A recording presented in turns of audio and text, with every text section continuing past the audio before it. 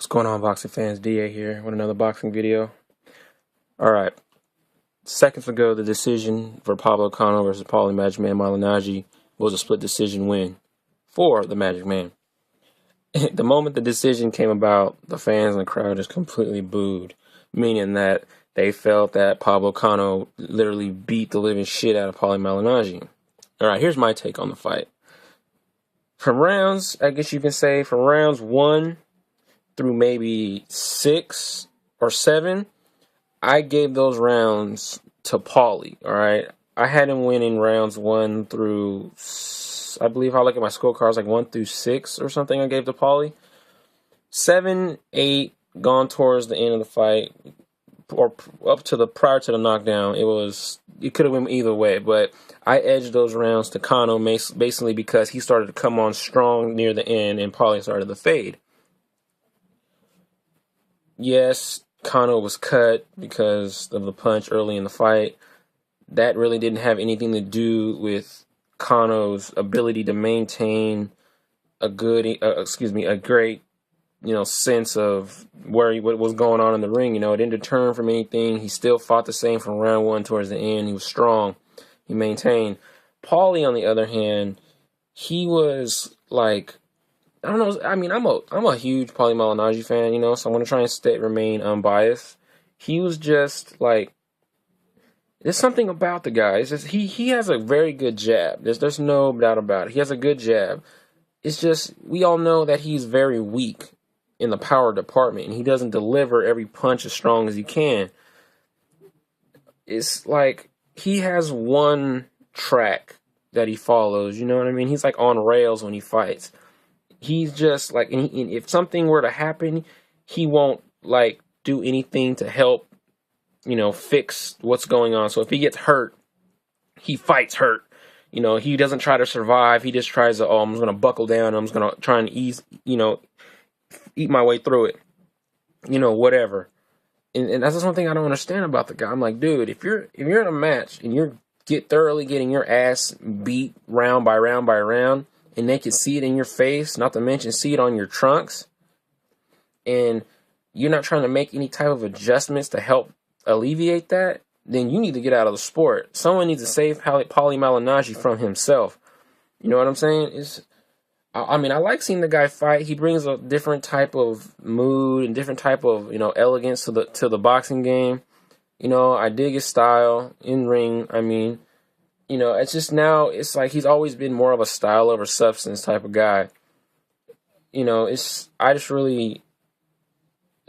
can't really say that I want him to get better, because at this point, if you haven't done anything in your career to change your style or change what's going on in your game, then you're pretty much done and over with, And he's fighting at 147. This is not a good division for him. Hell, I don't even think 140 pounds is a good division for Paulie. 147... It's becoming very vapid, and 140 is starting to become more, it's starting to blossom a lot more. And 140 pounders are starting to go in between 140s, going from 147 back down to 140. So it's like 140 pounds is like a subdivision to 140 pounds is like a subdivision to 147. You know what I'm saying? So it's like, and I know Paulie can't make 135, obviously, but it's just a guy of his stature and of his strength will just completely get manhandled by guys like Devin, Victor Ortiz, Amir Khan beat him up badly, Hatton got him. It's just like, dude, he is, he's like caught between a rock and a hard place. I feel for the guy, I really do, but that little belt he got, if he goes up against anybody else that has a power punch or any type of any person that goes against Paulie is going to have more power than him regardless. But if this dude has clean knockout power, he's going to damage Paulie something fierce. Not only the guy has no power, he has brittle hands. The guy has underwent numerous hand surgeries. I remember there was like a documentary, he was talking about his hand surgery. The dude has so many scars on the top of his hand from all the breaks and fractures and splinters. The dude basically has an all-metal hand. You know what I'm saying? It's ridiculous. I can't say that I disagree with the split decision despite the crowd. I had the majority of the rounds scored for Paulie. I think it was up what I said, like rounds 1 through 6, 7, 8, I believe I gave to Paulie. Obviously, you can't give the knockdown round to Paulie. I mean, Cano was a good opponent. You know, he was strong, his stature. He did what he had to do, but I don't really see how Cano, he didn't do enough to win the fight. Yeah, he knocked him down, but that's about it. You know, Paulie, you can't take away a fight from a guy who gets knocked down in the latter rounds, but he's won the majority of the rounds from 1 through up to the point of the knockdown. You can't win a fight that way. In the way the commentators were kind of going, especially in Austin Trout wasn't even doing that. It was more Farhood had it even. I forgot which round it was. I think it was prior to the knockdown. Yeah, Val Bernstein had it for Cano. I think he had Cano by 1 or 2 rounds. I just don't see how you can make a case for a guy winning a fight when he's lost the majority of the rounds. You know, they scored it. It was a split decision in the last.